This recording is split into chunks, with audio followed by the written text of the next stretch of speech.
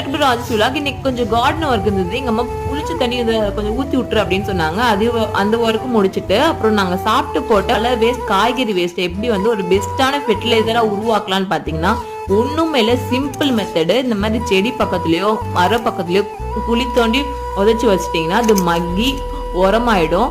அது மட்டும் இல்லாம இது ஒரு சூப்பரான ஃபெர்டிலைசர், ஈஸியா எல்லாராலும் பண்ணக்கூடிய ஃபெர்டிலைசர்.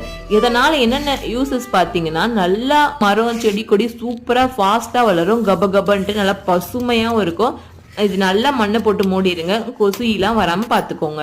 அதுக்கப்புறம் நான் எல்லா வேலைக்கும் முடிச்சுட்டு எங்க அண்ணி எனக்கு முட்டை தோசை ஊத்தி கொடுத்தாங்க, சூப்பரா இருந்துச்சு. இதுக்கு சைட் டிஷ் என்ன பாத்தீங்கன்னா ஆட்டுக்கால் குழம்பு தான்.